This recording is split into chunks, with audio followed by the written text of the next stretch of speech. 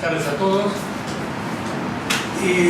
Indudablemente el caso que vamos, el llamado caso Nisman, que hoy prácticamente monopoliza todos los temas periodísticos de la radio, la televisión, etc., están concentrados en dilucidar con distintos opiniones, especialistas, si la bala fue más grande, fue más chica, si deja pólvora, no deja pólvora, pues un montón de vericuetos tipo detectivesco para determinar si fue un crimen, fue un suicidio inducido.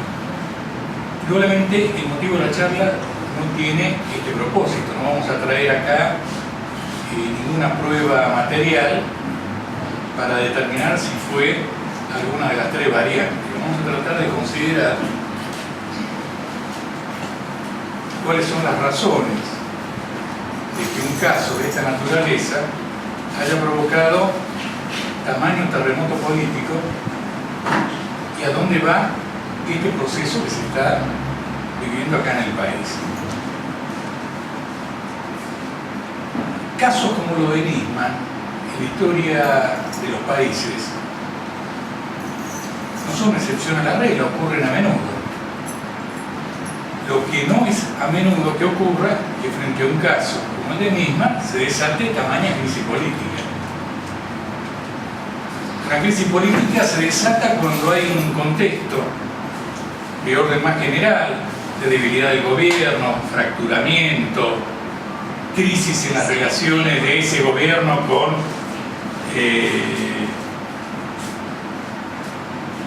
sus aliados internacionales, derrumbe económico, etc. Un hecho de esta naturaleza termina suscitando, provocando acontecimientos de tipo político que se insertan en toda esa crisis, todo ese contexto, todo ese escenario. Esto es importante que ustedes lo consideren, porque si logramos ponernos de acuerdo de que estamos en presencia efectivamente de una crisis política, la salida que tenemos que discutir es una salida de tipo política. Si es un crimen común, es una cuestión de orden policial, judicial, y bueno, se tratará de que busquen las pruebas, interroguen a los testigos, etc., y se vea quién es el culpable. Pero más allá de cualquiera sea el desenlace judicial o policial del problema, tenemos que ver de que acá se ha abierto este terremoto político que todas las fuerzas que están actuando, muchas de ellas disimulando, están procurando imponer su salida política. Y por lo tanto, el deber de la izquierda es hacer un buen diagnóstico de este terremoto político y fijar su propia salida. Yo voy a tratar de demostrar distintos elementos para mostrar la envergadura, la profundidad de esta crisis política. Por ejemplo, todos reconocen, oficialistas y opositores, de que acá efectivamente el país ha vivido, y que esto sería el caso Nisman, una manifestación de ello, de una suerte de guerra de los servicios de inteligencia. Estarían divididos, que es lo que explica que el gobierno haya procedido hace poquito tiempo atrás a una suerte de depuración de la cúpula de lo que era la Exide, cuando lo desplazan a Estiuso, lo sacan al Arche, o sea, hacen una depuración de ciertos elementos. Y entre las explicaciones que justificaron los voceros del gobierno es que había elementos mafiosos, etc. El solo hecho de que acá se esté afirmando que hay una guerra de servicio, y si uno tiene presente el papel que cumplen los servicios de inteligencia en cualquier estado, no solamente acá estamos en presencia de una crisis política que afecta al gobierno de turno, sino que estamos en una crisis de Estado. Hay una definición para los que estudian la naturaleza del Estado capitalista y en general de todos los estados, desde que los estados emergieron en la historia del mundo, de que el 90% está compuesto por elementos, fuerzas, instituciones represivas, y en el caso de los estados modernos, dentro de esas fuerzas represivas, los servicios de inteligencia son una pieza vital para poder desenvolver efectivamente esa acción represiva, en el caso de la policía, las fuerzas armadas, lo que fuera. Entonces es un elemento muy sensible, muy vital para la estabilidad de los estados y como instrumento de los gobiernos, como instrumento de clase, en la dominación de una clase capitalista, en este caso, explotadora, minoritaria en la sociedad, la existencia y la preservación de los aparatos de inteligencia. Y si acá tenemos una guerra, bueno, tenemos una fenomenal crisis, que ya no es solamente política, es una crisis de Estado, y si tenemos un caso que está vinculado a esos servicios de inteligencia, porque Nisman era parte de esos servicios de inteligencia, respondía directamente a este uso, etc., entonces tenemos una muerte que uno lo puede calificar en el cuadro de esa guerra de los servicios como un crimen de Estado.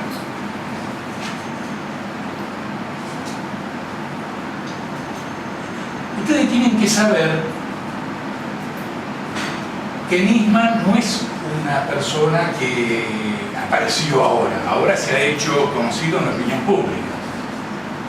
Es un fiscal de larga actuación y el que lo nombró para darle la titularidad de la investigación del caso AMIA fue el gobierno kirchnerista, fue el gobierno de Néstor Kirchner. En el ciclo que le tocó hacerse cargo de la presidencia, él fue el que lo nombró como fiscal del caso AMIA.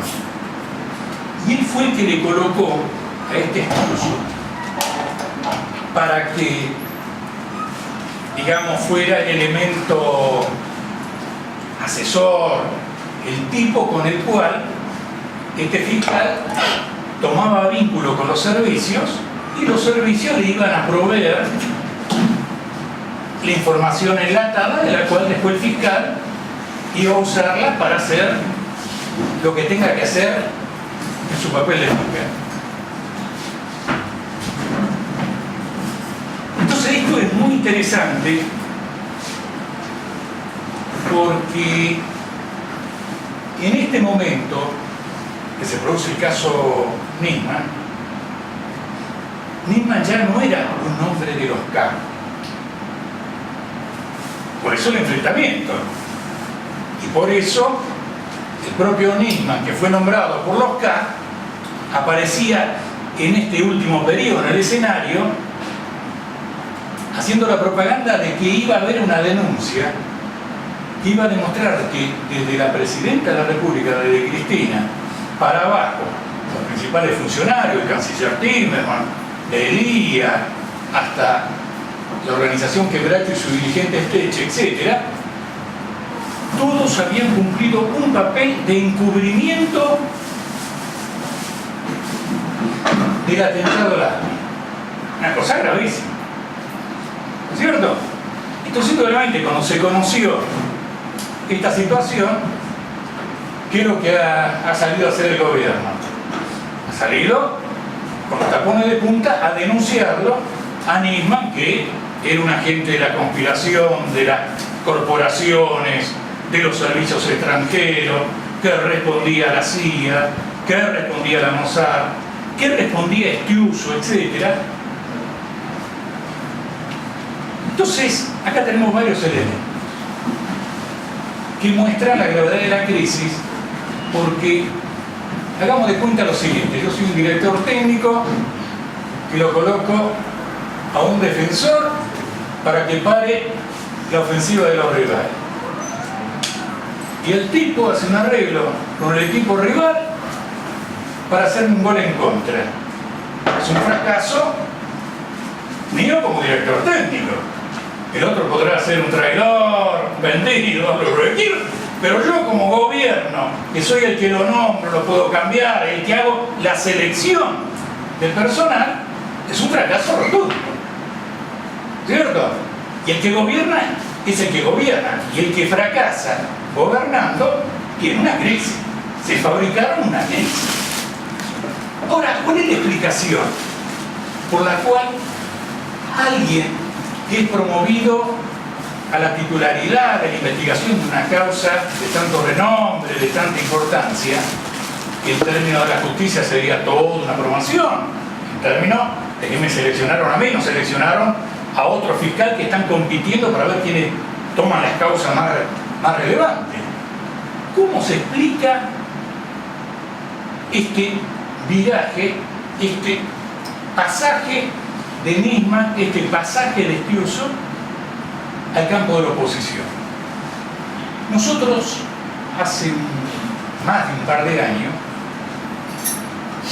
hemos señalado que la propia medida, que la función por la cual el kirchnerismo apareció como movimiento y fue tomado por el conjunto mayoritario de la clase capitalista argentina con la benevolencia del imperialismo norteamericano, de las principales potencias, en un papel de venir a rescatar una situación de quiebra de la economía argentina y de completo estado de disolución de las instituciones del Estado argentino, o sea, una tarea de normalización, de querer reconstruir la justicia, reconstruir los aparatos de seguridad, reconstruir las relaciones con los centros financieros internacionales, o sea, hacer el papel de rescatar una situación que había entrado en default en el año 2000-2001.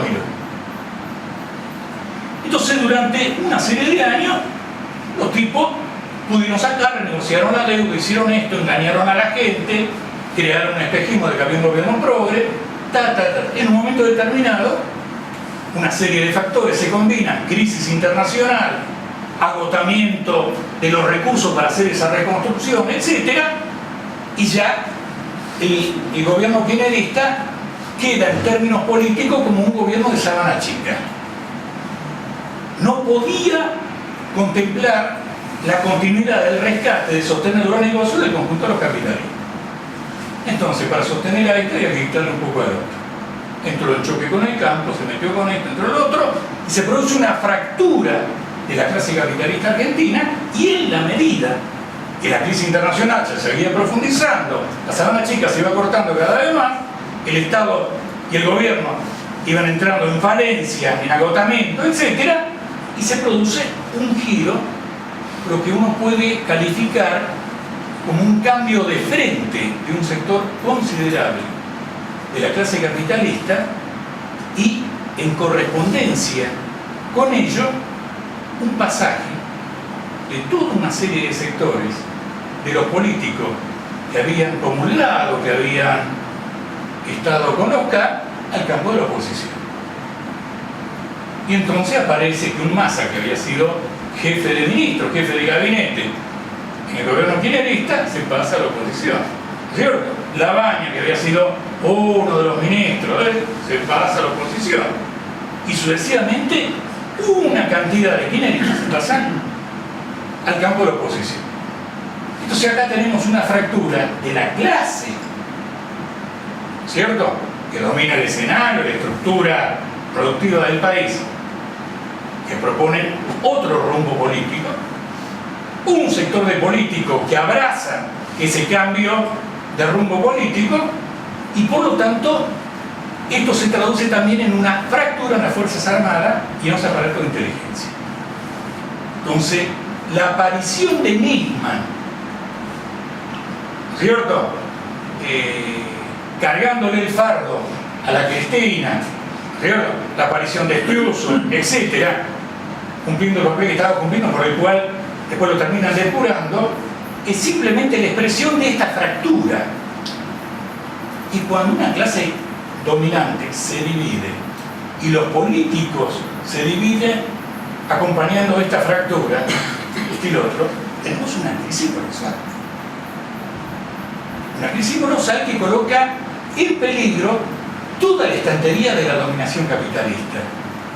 Porque si hay algo que la clase capitalista va a procurar en toda circunstancia, es tratar de presentarse permanentemente cohesionada y unida, centralizada bajo el poder del Estado, tratando, ¿cierto?, todos ellos haciendo negocio, tratando de, para poder mantener a raya a la clase con la cual tienen que explotar y le tienen que sacar un jugo.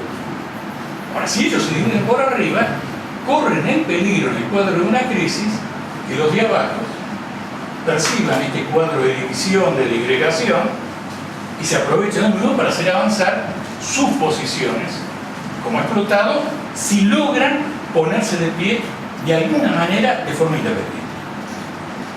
Naturalmente, si los de abajo se dividen en función de una de las fracciones, la oficialista, o en función de la fracción que se está peleando y los quiere relevar, opositora, capitalista, bueno, los de abajo no tienen ningún tipo de porvenir.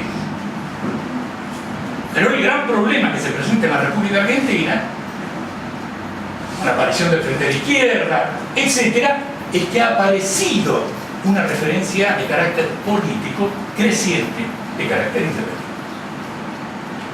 Indudablemente esto representa en la lucha de clase todo un peligro en términos estratégicos.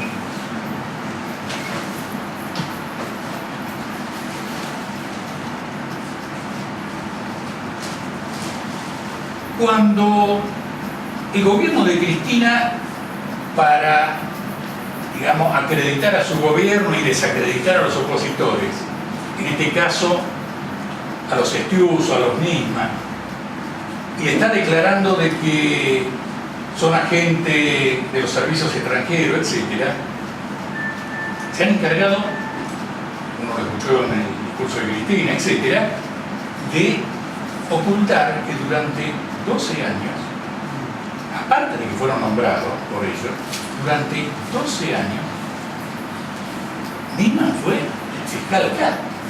O sea, fue el fiscal de ellos en la causa. Y Estiuso, hasta hace un mes, 2 meses, era el capo de Túpido Capi de los servicios de inteligencia. Hasta tal punto que cuando le dieron, digamos, una suerte de apoderamiento a Estiuso para que sea el elemento proveedor de la prueba, el titular de la investigación, diciendo esta prueba sirve, esta la vamos a guardar, esto lo vamos a tirar, esto es carne podrida pero no sirve, esto y lo otro. En ese momento, el ministro de Justicia de la Nación, ¿quién era? Gustavo Vélez. Y Gustavo Vélez en ese momento, el presidente era Néstor Kirchner, agarró y dijo: no, Néstor está mal. Acá se le está dando un poder y se lo desapoderaba a Gustavo Vélez, al ministro de Justicia, y quedaba simplemente como un taparrabo para hacer algún discurso de ocasión, pero lo que manejaba la cosa era. Entonces el tipo lo dejaba de lado. Entonces el tipo denuncia y comete un error que ahora parece una cosa de jardín de infante. Publica la foto por primera vez de Estiuso. ¿Cierto? Y entonces le dijeron: fuera, papá. Lo amenazaron de muerte, se tuvo que exiliar, y desde el año 2004 en adelante el tipo no pudo volver al país.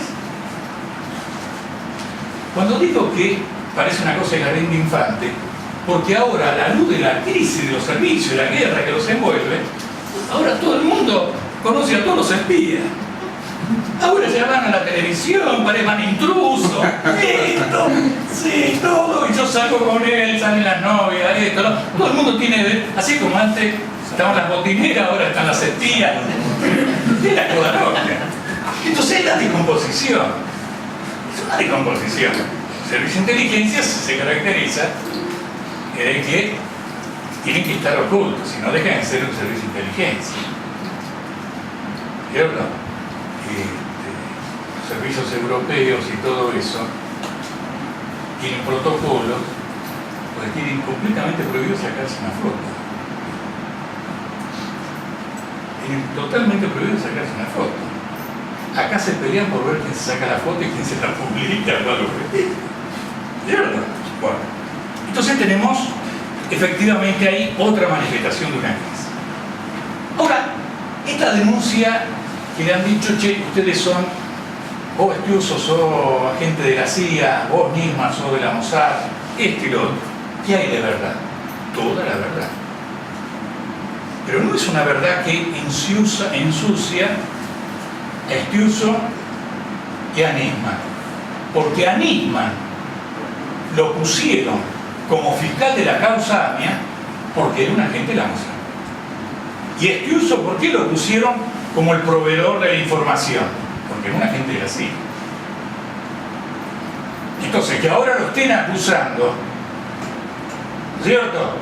Y que con eso justifican la campaña de crédito y que lo hayan depurado, en el caso de Estiuso, etc., no habla mal de ellos, porque ellos es como que yo un gato lo llevo a mi casa porque maulla, me come y después lo maté porque maulla. ¿Qué querés?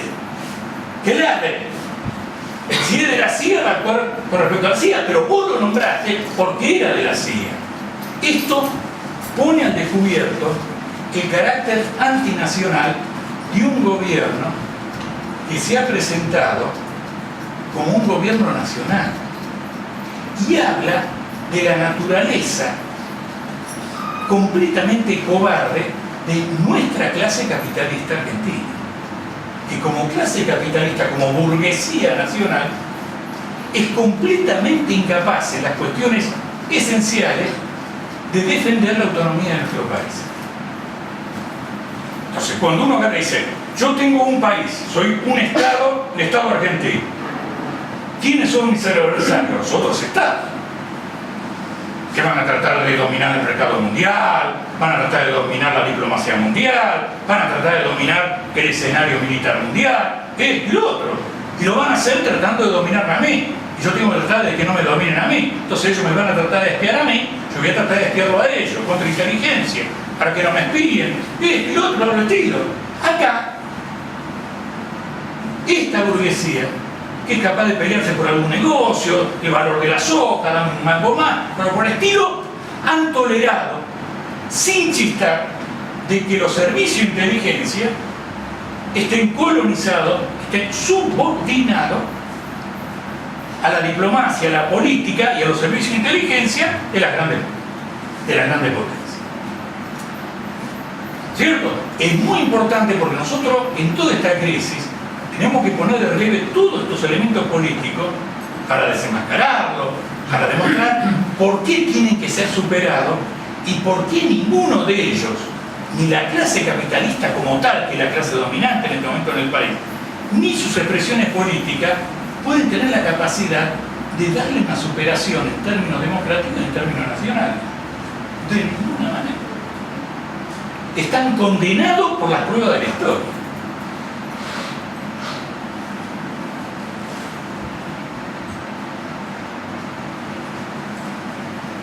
Cuando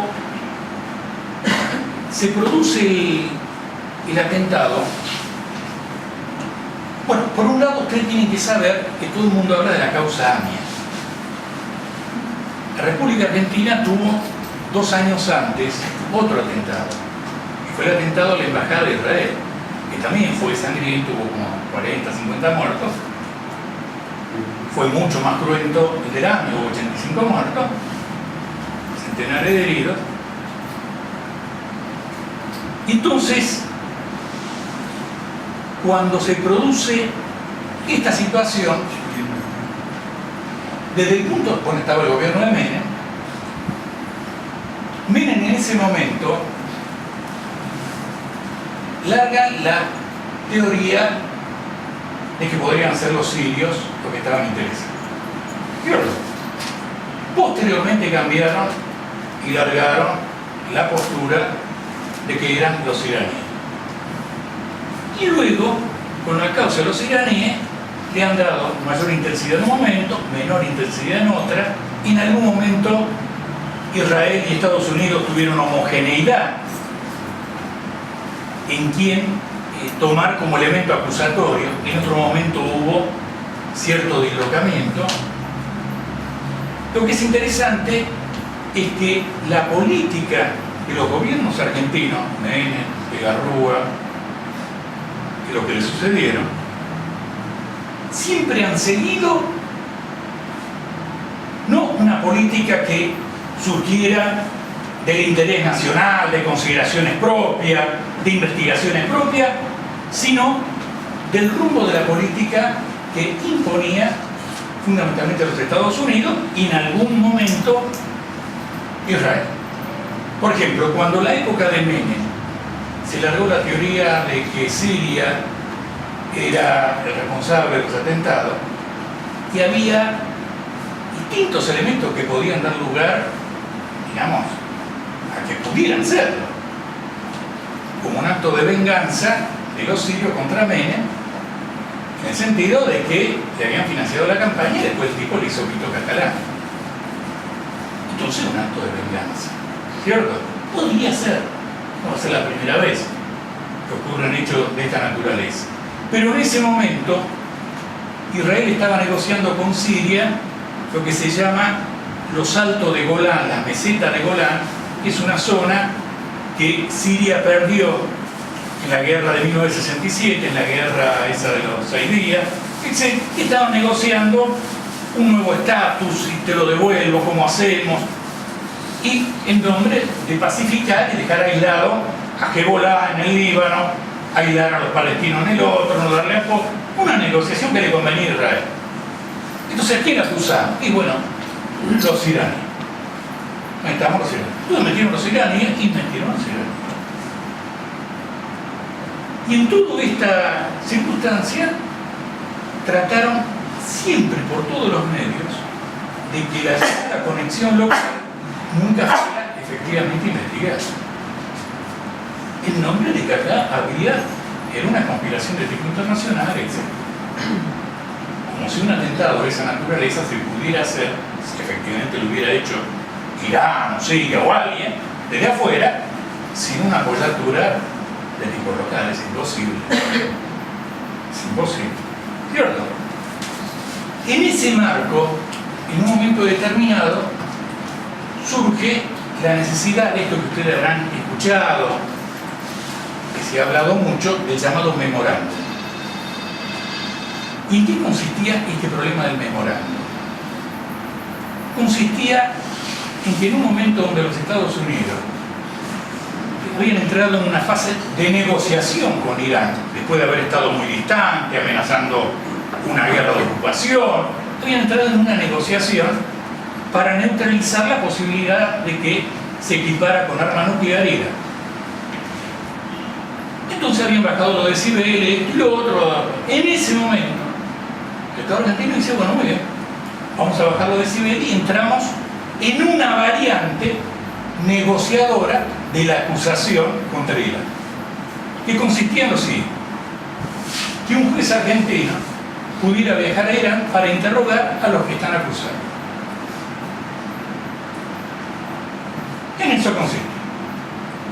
O sea que no tenían que venir acá, ser capturados y traerlo a la Argentina. ¿Cierto? Esto implicaba un acuerdo en donde el gobierno argentino le tenía que pedir a Interpol de que retirara el pedido de captura a una serie de dirigentes que estaban acusados. Esos dirigentes no eran personas, no era el que manejaba un tractor ahí en Teherán. 2 de ellos fueron candidatos presidenciales en las últimas elecciones, o sea, figuras prominentes, como si acaso hubiera acusado a Massa y a Macri. ¿Cierto? Eran figuras prominentes de la política iraní. Entonces se hace una negociación, primeramente avanza, y luego quedaba que, bueno, cerrado el acuerdo, lo tenían que refrendar el Congreso argentino, el Congreso iraní, el Congreso argentino, ¿cierto? Levantaron toda la mano, porque era una directiva de la diplomacia general, de los servicios, etc. el Congreso iraní, contrariando al presidente y contrariando la imagen de descrédito de la propaganda occidental, que muestran que ahí, ¿no es cierto?, no hay democracia, no hay nada, y que la verdadera democracia está acá, porque tenemos un parlamento, tenemos acople, tenemos ley de lema, tenemos boludeces, ¿cierto? Allá el Congreso iraní votó en contra de la decisión del presidente iraní. ¿Y por qué votó en contra? Votó en contra porque el gobierno argentino se demoró en que se le levantara el pedido de captura a los dirigentes iraníes.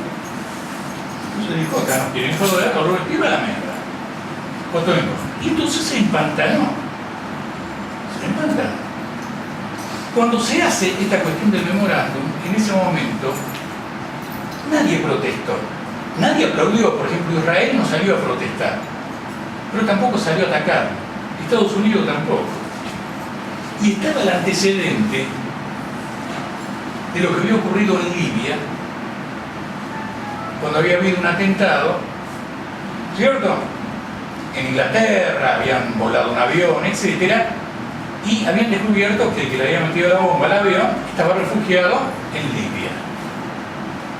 Y entonces le pidieron a Gaddafi, hicieron un acuerdo con Gaddafi de que viniera un juez internacional, lo interrogara, y si las pruebas demostraban y lo condenaban, el tipo después lo tenía que entregar. Y bueno, se acordó de esto y lo otro. Bueno, ese era el elemento, el antecedente más inmediato para hacer avanzar el programa de memoria, que nunca tuvo aplicabilidad, porque no lo aprobó el Congreso. Y después la Corte lo declaró acá inconstitucional y por lo tanto no tuvo viabilidad. Bueno, esta era parte de la acusación con la cual Nisman, etcétera, iba, ¿cierto?, a cargarle al gobierno argentino de haber promovido un memorando y por lo tanto un encubrimiento a los que sospechadamente serían los autores intelectuales del atentado. Y todas las escuchas que han puesto, de Delhi arreglando con un iraní, que no sabemos quién es, si es alguien que maneja algún súper de acá, quién es ese, sí o si es otro servicio con apellido, que no se sabe, pero que han puesto de manifiesto que en el gobierno argentino, es otro dato de la crisis, hay dos fracciones. La fracción cuyo vocero, cuyo bocón es de Lía, en donde trataba de amnistiar completamente a Irán, y otra fracción que con distintas tácticas nunca dejó y abandonó la teoría de que Irán es el responsable del atentado. Porque el memorándum, ¿cierto?, al presentar el problema de mantener la acusación sobre todos estos personajes iraníes, con el cambio de modalidad, dónde se lo va a interrogar, dónde se lo va a indagar, etcétera, mantenía la acusación de que Irán, el Estado iraní, era responsable. En cambio, de día tenía una postura diferente. Entonces tenemos ahí una nueva fractura y va a ser un elemento muy también a la izquierda del itinerio. Esto es muy importante porque va a ser un enorme factor de disgregación. Ahora, por ejemplo, de día hicieron volar de la radio donde tenía un programa. ¿Y quién lo hizo volar? ¿Hicieron volar? ¿Cierto? Cristina y compañía, sabiendo el maremoto que se ha armado, hay que sacar a estos elementos para quedar bien con la CIA, con el Mossad, etc. Aunque nos tengamos que pelear con los agentes que están en la vereda de enfrente, los estudiosos y los niños. Bien.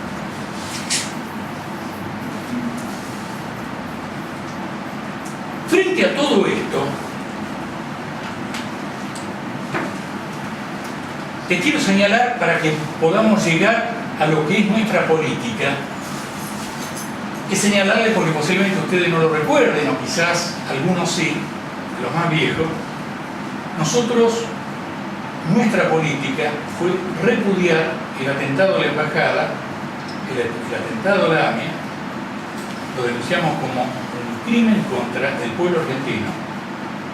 Los que murieron ahí no fue la Mossad. Fue un atentado a la sala de tortura de la Mossad. De ninguna manera. Eran trabajadores argentinos que trabajaban en la embajada, pero que otro, en la AMIA mucho más. Era un crimen contra el pueblo argentino. Lo repudiamos y fuimos la única organización que se movilizó en aquel momento. Que después nos denunciaron que éramos sionistas, que éramos esto, que éramos lo otro. Y en ese momento hicimos el planteamiento de que había que investigar a los estados y que para llegar a la prueba definitiva de cuál era el estado extranjero que con su servicio, con sus patotas habían operado, para llegar a eso uno no puede meterse en Irán o en los Estados Unidos o en Israel. Había que arrancar por la conexión local. Y todo lo que armó los gobiernos que estuvieron acá en forma sucesiva fue tratar de evitar que se llegue a desentrañar, porque justamente la primera puerta que había que abrir, que era la conexión local, nunca la trataron de abrir, siempre la trataron de cubrir, de cerrar, etc. Cuando fue lo del memorándum, nosotros también estuvimos en contra. Estuvimos en contra porque entendíamos que si había un acuerdo que Irán lo terminara aceptando y se le daba curso a ese juicio, era una suerte de punto final que amnistiaba ¿a quién? A toda la conexión local. No se iba a llegar a nada, porque cualquiera fuera la acusación que Israel después Irán iba a discutir, que era imparcial, iba a apelarlo, nunca iba a entregar a gente que son parte de la clase dirigente iraní. Entonces toda la cuestión era distraerla y no ir sobre la cuestión local. Entonces, en el marco de toda esta crisis,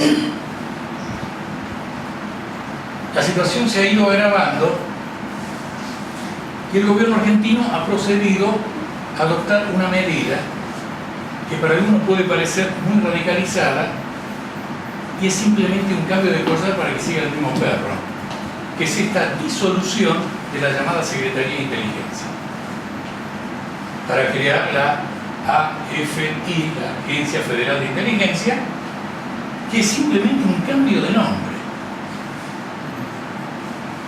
Porque ¿quién la va a integrar a esa agencia? El personal de la actual Secretaría de Inteligencia. Las escuchas se la van a dar a la procuradora, que ya estaba escuchando, ya estaba espiando a los fiscales opositores. Claro. Es una resolución donde no dicen una sola palabra sobre la existencia de un servicio de inteligencia más peligroso que estos servicios de inteligencia, que es el que maneja y es titular Milani, que es el Servicio de Inteligencia del Ejército. En la medida que tiene como base de sustentación a la principal fuerza armada de la Fuerza Armada, que es el Ejército, es el principal servicio de inteligencia.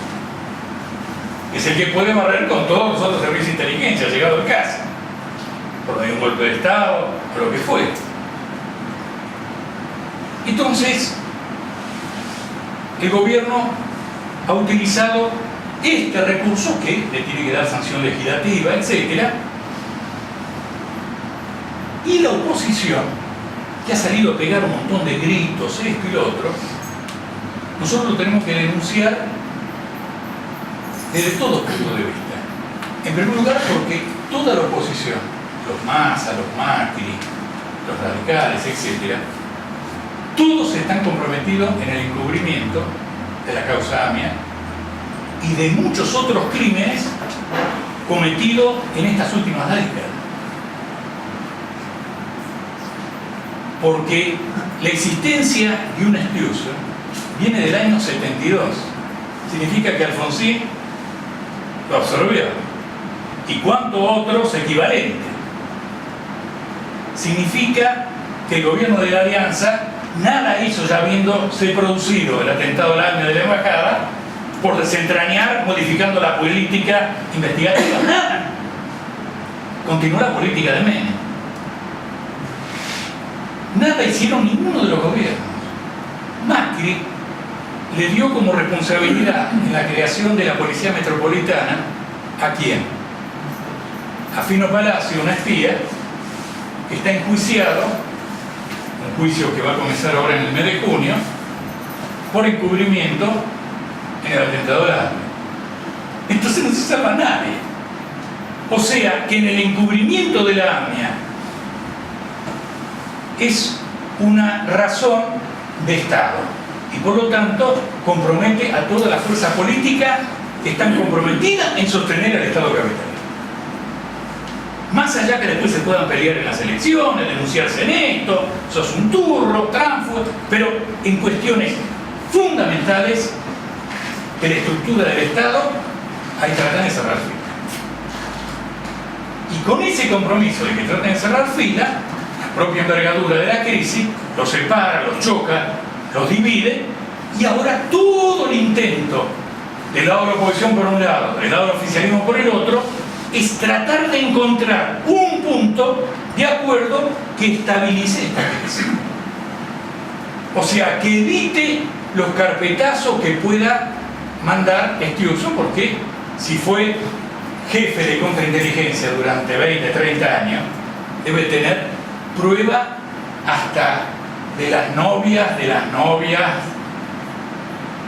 filmaciones, otra que de la Gelineta. ¿Cierto? De todo. De todo. Se vigilan, se espían, de todo. ¿Cierto?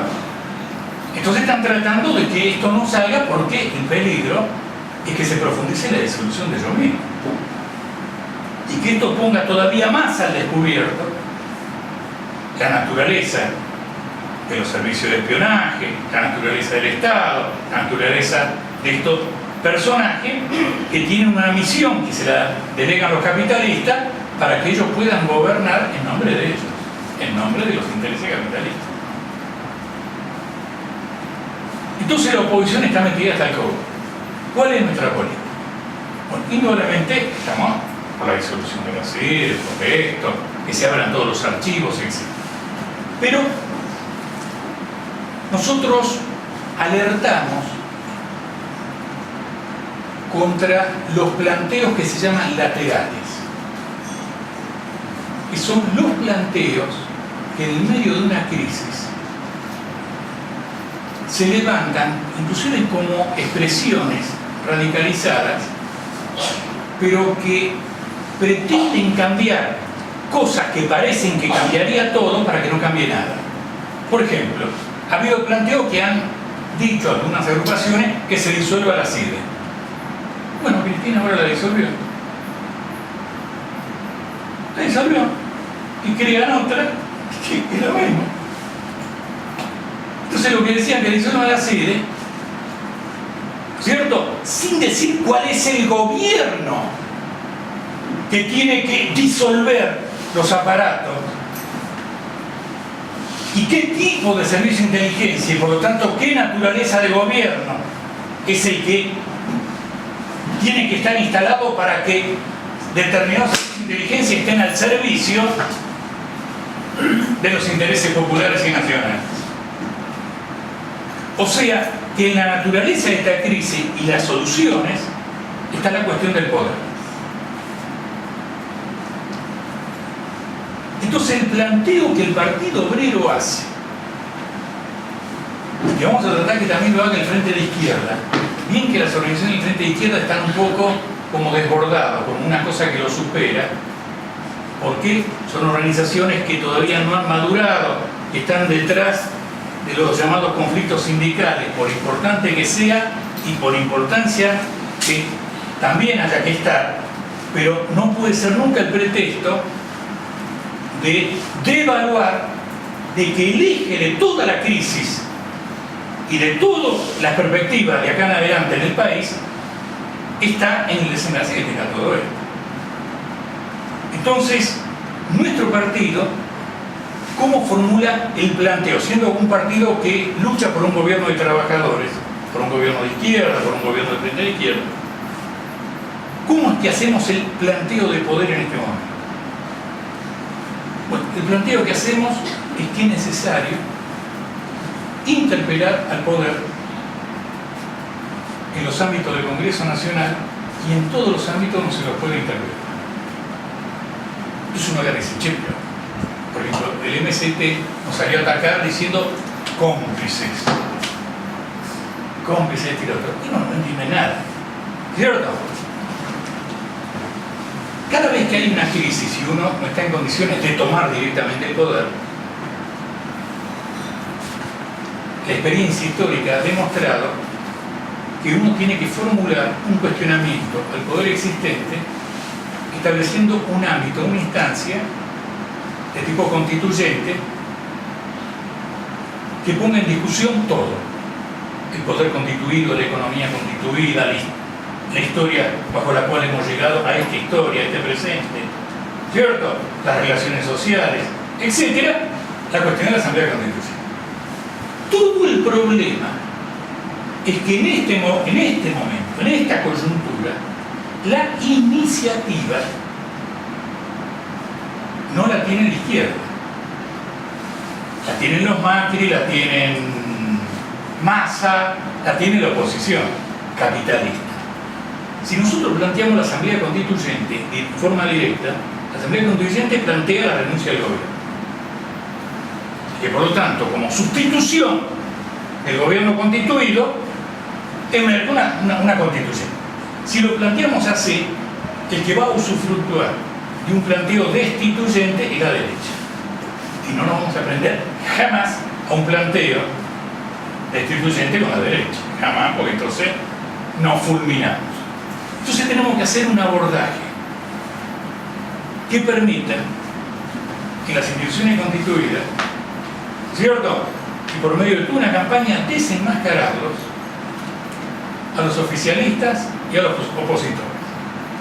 Nosotros somos plenamente conscientes que no vamos a poder imponer una interpelación en el Congreso. ¿Por qué motivo? Porque los kirchneristas se oponen. Y se oponen todos los opositores también. O sea, los opositores no quieren interpelar a los kirchneristas en el Congreso. Los kirchneristas no quieren interpelar a los opositores de por qué están pegados con Nima, están pegados con Estiuso o con la CIA o con lo que fuera. Nadie quiere abrir la boca porque nadie quiere que se destape ninguna olla, nadie quiere levantar la alfombra. Entonces, sabiendo nosotros de que no nos van a dar el derecho a una interpelación, ahora vamos a presentar incluso un proyecto de ley para obligarlo a deschavar y por lo tanto lanzar una campaña de tipo popular mostrando que nadie quiere que el pueblo se entere. Habiendo una crisis donde organismos ocultos han actuado y han operado para tomar decisiones donde los perjudicados es el pueblo, están tratando de ocultar todas esas acciones y todas esas instituciones para que sigan operando, para que el pueblo no se entere y para que el pueblo sea el que siga sufriendo las consecuencias de acá al futuro. Bajo ese argumento eminentemente democrático de que el pueblo quiere saber, vamos a hacer esta campaña de desenmascarar. ¿Y a dónde se va?